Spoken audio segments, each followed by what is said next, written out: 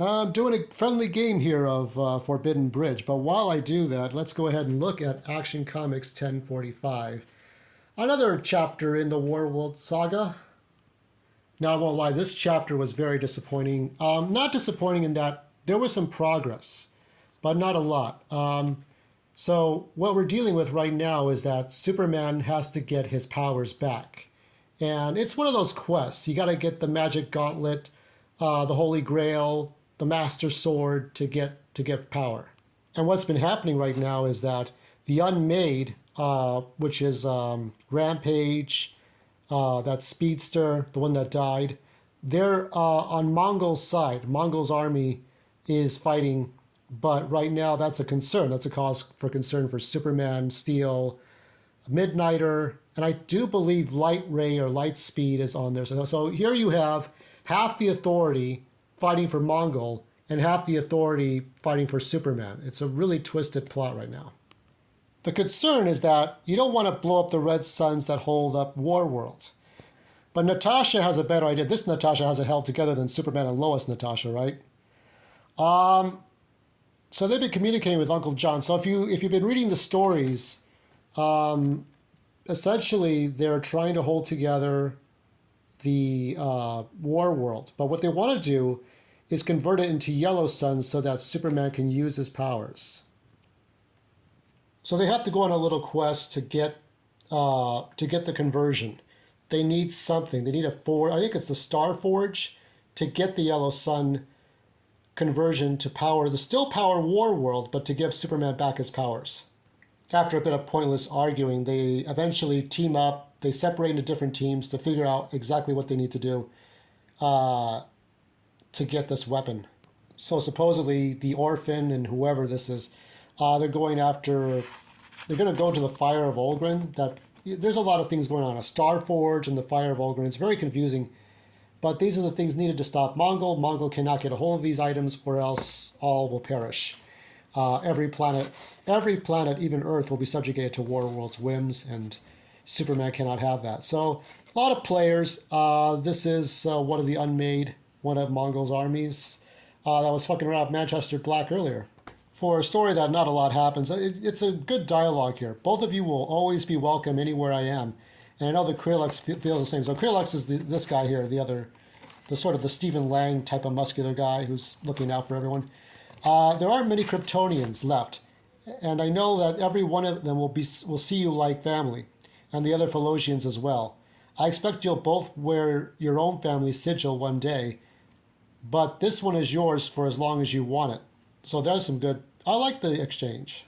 Okay, so Byla, the storyteller, actually has the Fire of Olgrin. So the other guy has the Star Forge, and I think Steel has to get the Star Forge working.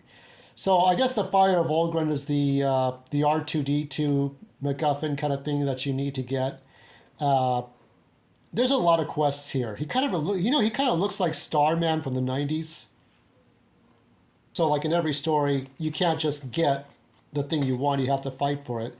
Much like Aquaman went up against Julie Andrews as a giant serpent. Prove yourself the master of Warworld. So this is the end of this part 12, 13. It's almost over. It better be. Now here we are falling into 90s isms. And what kind of pissed me off is that Kenny Braverman came back, but Kenny Braverman, who is now this is the Orphan, I believe. Here are the players. So right now you have Natasha communicating with her uncle. It is her uncle in the comics, and I know it's her dad in the TV show, but it was always her uncle in this. And Steel can somehow magically transform into his armor. I never know these different transformations. So you have Ken Braverman. I don't know what's up with this. I really don't care. It's just funny. I find it funny because it's like, this guy's dead. This guy did the things he did because his dad was always disappointed with him. It's like the Smallville. He was the original Meteor Freak before Smallville's Freak of the Week. He had kryptonite powers because he was born at the same exact time that Kal-El crashed to Earth. And he was always one step behind Clark Kent.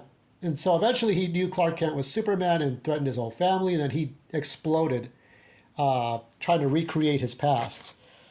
So he's trying to get this crystal that's important, that's crucial for, I don't know what this is.